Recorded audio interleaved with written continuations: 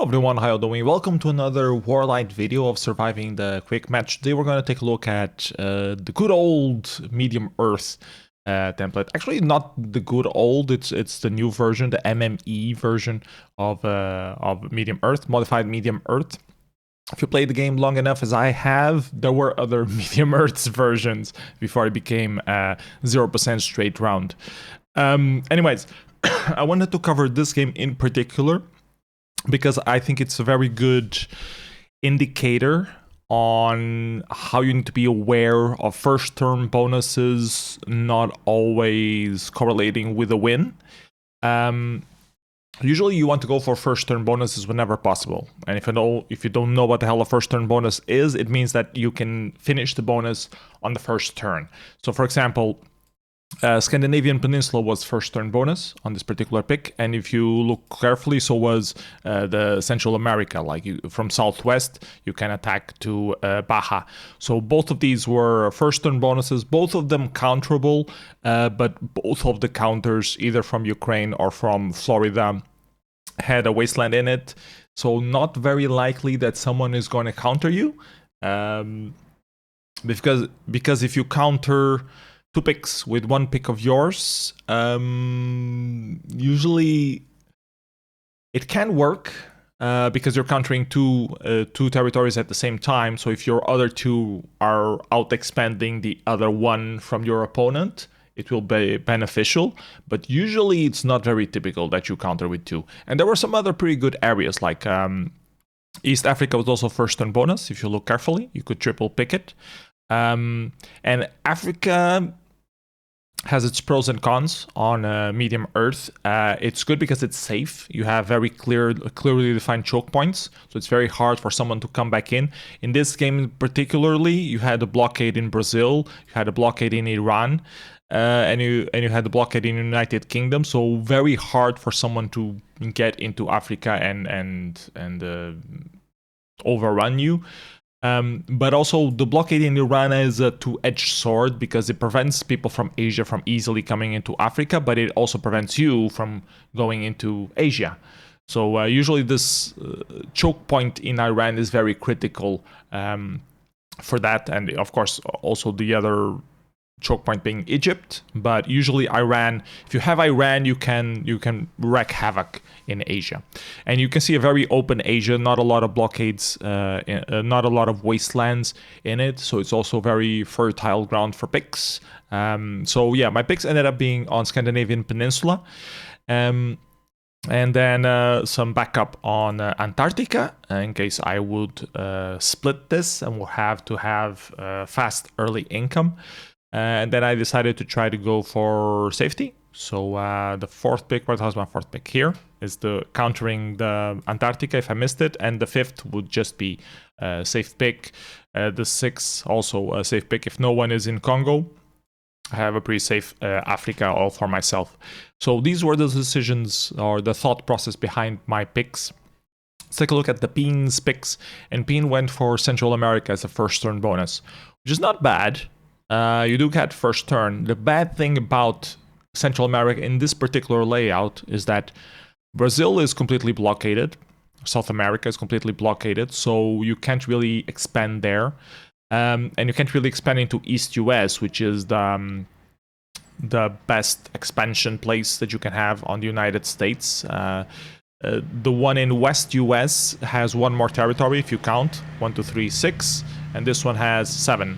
So it's an extra territory on West US. But you could still make it work. And the third position in East China is very good because it positions him in the middle of the fight, like it's for sure someone will be somewhere in Asia. Either starting in Asia or starting in Europe and then making their way down into Asia. Fourth pick in Indonesia, I don't quite agree. Fifth pick in Australia, also don't agree. And the sixth pick in Antarctica, the actually better one, in my opinion, should have been priority, like fourth pick or something like that. Anyways, I think I'll win on picks on this particular layout, but let's see how the game progressed. So he has first turn bonus, I have first turn bonus. We both finish our income early on. And you can see that he has advantage at this point, but he can't finish West US next turn, while I already have West Russia to be finished. So I have better expansion than he does. Because he started in Central America, and Central America is always not very easy to expand from. It's slower to expand. You need more turns to reach the end of the next whole territory. Europe, or this part of northern Scandinavia and northern Russia, usually is faster to expand into. And you also have Caucasus, which is very good income if you can get it safely. So I think I had a good advantage at this point, and I expanded quickly. He made some weird moves, like going into Colombia. Why would he go into Colombia? Why would he go into Hawaii, where he could be focusing on getting West US? He also moved into Indonesia. I guess he was trying to get Indonesia safely next turn, like attacking Solomon Islands and Borneo.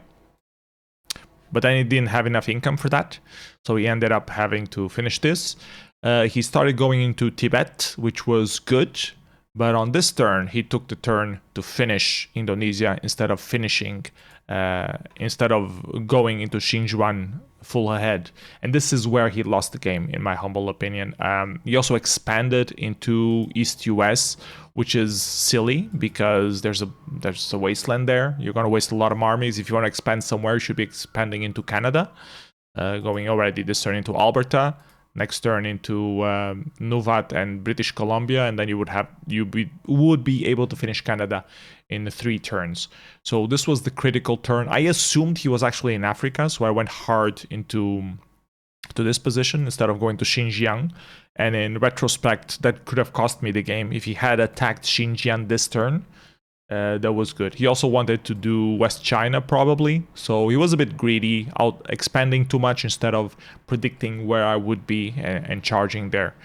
I think he might have won the game if he went into Xinjiang, but I also still had a lot of expansion on Africa, while he didn't have all that much expansion left.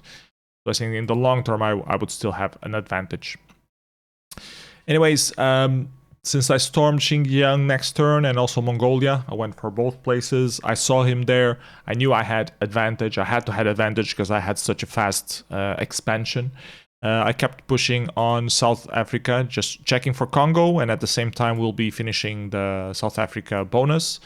Meanwhile, he's expanding into wastelanded position, so he's going to waste a lot of armies to be able to finish that. So the game was just won at this point. I just kept pushing him, straight slam down, and the army difference is just too big. When I finally reach the United States, it's already too late for him to come back from that. So yeah, determinant point, I think he could still have won if on this turn, after this turn, when I finish Caucasus, like after this turn, he needed to have gone to Xinjiang. There's no other better play. He could still have finished Indonesia, but go into Xinjiang hard as much as possible. And instead he went here to Inner Mongolia, he went here to Florida, which was just a waste of armies. Nothing to be gained from that. They should have assumed that I would be in Central Russia or showing up in Central Russia soon. Because what else could I have been? Africa? So yeah, that was the main mistake. And I hope this serves as an insight on things that you can do to think about your midterm expansion, not just the first turn income or first couple of turns income. You need to think about expansion as well and predicting where your opponent will be. That's a lot more important than getting your income. Like if you're breaking your opponent's income, it's just as valuable as having income of your own. Still need income, but you should be doing both at the same time. Going to where your opponent is to make sure you surprise him, and finishing your income at the same time. Anyways, that's it for this video. See you next turn. Bye bye everybody. Take care.